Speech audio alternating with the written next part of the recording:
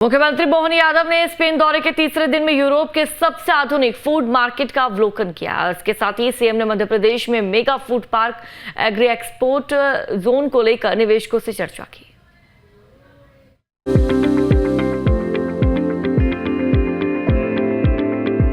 मध्य प्रदेश के मुख्यमंत्री मोहन यादव ने स्पेन यात्रा के तीसरे दिन बार्सिलोना में कई अहम कार्यक्रमों में हिस्सा लिया। इस दौरान उन्होंने मार्का बराना के फल सब्जी बाजार का दौरा किया और कैटलोनिया के विदेश मंत्री जैम डच गुइलोट के साथ महत्वपूर्ण बैठक की। मुख्यमंत्री डॉक्टर मोहन यादव ने मरका बराना के 250 एकड़ में फैले विशाल कैंपस का दौरा किया। उन्होंने कहा कि यहाँ फलों और सब्जियों की क्वालिटी, पैकिंग, प्रोसेसिंग और वितरण की आधुनिक व्यवस्था किसानों के लिए अनुकरणीय मॉडल है। उन्होंने कहा कि मध्य प्रदेश में फलों का उत्पादन बढ़ रहा है। ऐसे में इस तरह के बाजार मॉडल से राज्य के किसानों को लाभ मिल सकता है। मुख्यमंत्री ने कहा कि इस व्यवस्था से न केवल उत्पादों के उचित दाम सुनिश्चित किए जा सकते हैं, बल्कि निर्यात की संभावनाएं भी मजबूत होती हैं।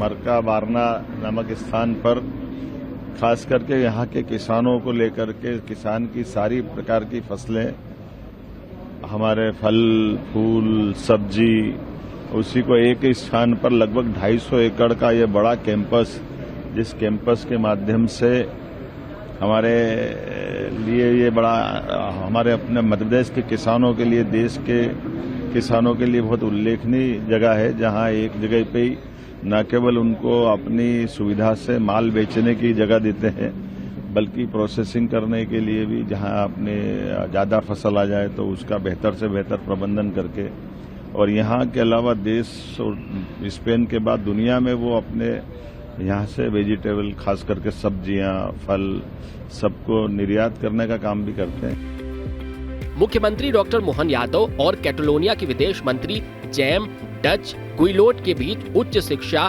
तकनीकी सहयोग और सांस्कृतिक आदान प्रदान को लेकर विस्तृत चर्चा हुई है। दोनों पक्षों ने मध्य प्रदेश के प्रमुख संस्थानों IIT इंदौर, IISER और बार्सिलोना के विश्वविद्यालयों के बीच अकादमिक साझेदारी की संभावनाएं तलाशने पर सहमति जताई है। बैठक में फूड प्रोसेसिंग, टेक्सटाइल और नवकरणीय ऊर्जा जैसे क्षेत्रों में निवेश और तकनीकी सहयोग की संभावनाओं पर भी विचार हुआ है। इसके अलावा मध्य प्रदेश और कैटलोनिया के बीच सांस्कृतिक कार्यक्रमों, प्रदर्शन कला, साहित्य, सिनेमा और संग्रहालयों के क्षेत्र में संयुक्त कार्य की संभावनाएं तलाशने पर सहमति बनी है। इसके बाद invest in Madhya Pradesh theme पर केंद्रित बार्सिलोना बिजनेस फोरम के कार्यक्रम में सीएम मोहन यादव ने शिरकत की। इस दौरान उन्होंने स्पेनिश उद्योग जगत, कॉरपोरेट समूहों और संस्थागत निवेशकों के समक्ष मध्य प्रदेश की निवेश क्षमताओं को प्रस्तुत किया। सीएम ने कहा कि साल 2026 को भारत स्पेन सांस्कृतिक सहयोग के लिए निश्चित किया गया है।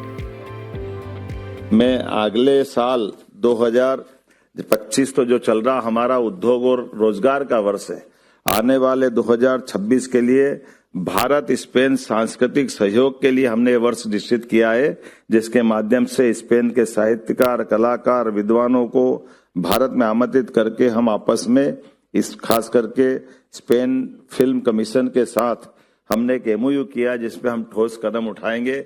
मैं खेलों के लिए भी कल लालिना और यहाँ के भी ऐसे कई सारे फुटबॉल के एसोसिएशन से भी बात कर रहा था, और हमने कहा कि भविष्य में ओलंपिक में हमारे यहाँ कई प्रकार के अलग अलग क्लबों के साथ विभिन्न खेलों में भी एक दूसरे से साझा रूप से हम आगे बढ़ सकते हैं। इसके साथ ही सीएम ने कहा कि सोलर एनर्जी और विंड एनर्जी के माध्यम से न केवल देश बल्कि दुनिया में मध्य प्रदेश को एक आदर्श राज्य के रूप में बनाने के लिए हमारी सरकार निरंतर अग्रसर है। जिस प्रकार से वहाँ बात हुई वो हमारे संबंधों को और प्रगाढ़ करती, जब उनने कहा कि आप एनर्जी भी अगर उपयोग करते हैं, बिजली उपयोग करते हैं, तो ग्रीन एनर्जी होना चाहिए। और जब हमने उनको बताया कि आपकी लिमिट क्या है, तो उनने कहा 35-40 तक उनने लिमिट ग्रीन एनर्जी से सब कुछ उत्पादन का है। हमने कहा ये 30-40 की छोड़ो, हमारे यहाँ 3 साल के अंदर हमारे सभी प्रकार के किसानों के लिए 32 लाख सोलर एनर्जी के पंप हम देने वाले हैं। हम उसी भाव से आगे बढ़ रहे हैं जिस ढंग से आपकी कल्पना है।